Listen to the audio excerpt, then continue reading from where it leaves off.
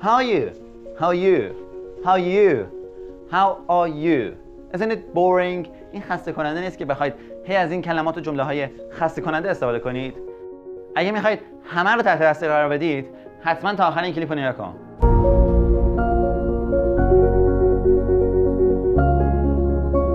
خب همونطور که فکر کنم تا الان متوجه شدید امروز میخوایم در مورد جایگزین‌های how are you صحبت کنیم.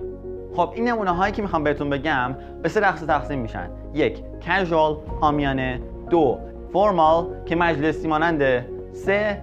fun. آخرش هم یه چند تا نمونه طنز میگم. خب نمونه اول how are you. همونطور که گفتیم خیلی بورینگ و خسته کننده و تکراریه. پس بریم سراغ نمونه های بعدی. خب مدل بعدی how are you doing. How are you doing که اگه بخوایم سریع بگیم اینطوری میشه How are you doing? How are you doing که در جواب مثلا میتونیم اینطوری بگیم I'm doing well, thanks. خب مورد سوم How have you been? How have you been این مورد رو وقتی استفاده میکنید که طرفو یه مدت زمانی ندیده باشید و میگید که از اون زمان تا الان چطوری بودید How have you been که در جواب مثلا میتونید اینطوری بگه I have been great, thanks. خب how are you الزاما نباید حتما معنیش چطوری باشه که در جواب مثلا بخواید بگید حالم خوبه. مثلا در مثال تو نمونه بعدی بهتون میگم What's going on? What's going on? چه خبره؟ چه اتفاقایی داره میفته؟ میبینید؟ پس حتما الزاما معنی حال چطوره نمیده. خب نمونه بعدی هم دقیقا همینه What's new? What's new? چه چیز جدیدی اتفاق افتاده؟ خب مثلا نمونه بعدی میتونی اینطوری هم بگی What's up?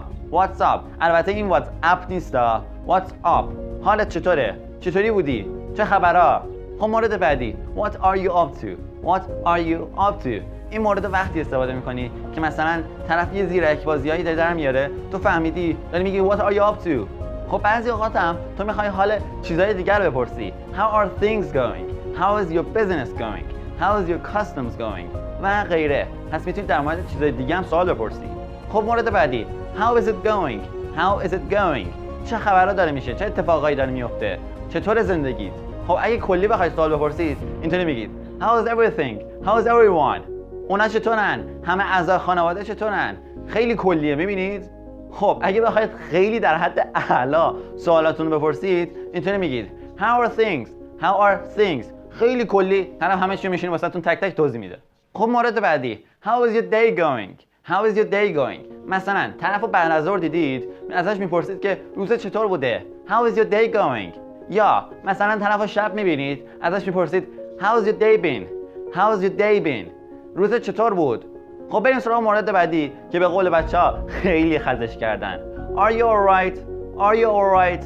حالت چطوره؟ حالت خوبه؟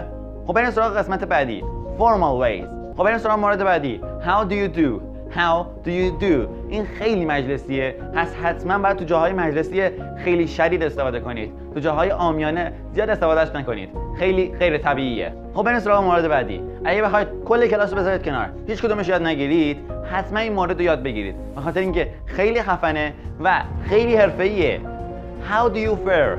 How do you fare? How do you fare? خب مورد بعدی How are things coming along? How are things coming along? مثلا به طرف یه پروژه دادید میخواید برید چک کنید ببینید چه خبره چه اتفاقایی افتاده How are things coming along خب اگه مثلا داخل پارک یا فضاهای عمومی پیرمرد پیرزنی رو دیدید یا یه فرد کهنسالی رو دیدید حتما مثلا میتونید ازش اینطوری سوال بپرسید How is your health How is your health یا مثلا Hello I hope you're well یا I'm sure you're well که کلا معنیش اینطوری میشه حالتون خوبه حالتون چطوره سالمید یا نه. خب بریم سراغ قسمت فان. اولیش رو خیلی من دوست دارم Howdy مخففه How are you doing Howdy خب مورد دوم How is it hanging How is it hanging مورد بعدی How's tricks این مورد خیلی داخل آمریکا استفاده میشه How's tricks خب آخرش رسیدیم What's sizzling این مورد خیلی خفنه ولی تو این چند وقت اخیر من زیاد داخل فیلم ها و این چیزا زیاد ندیدمش. Okay, that's it for this video. Thank you for watching.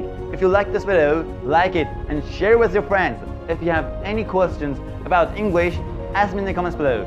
خیلی ممنون که تا آخرش نگاه کردید. اگه از این کلیپ خوشتون اومد، لایکش کن و برای دوستانت بفرست. و اگه هر سوالی در مورد زبان انگلیسی داشتی، حتما در قسمت کامنت ها ازم بپرس. خیلی ممنون. See you.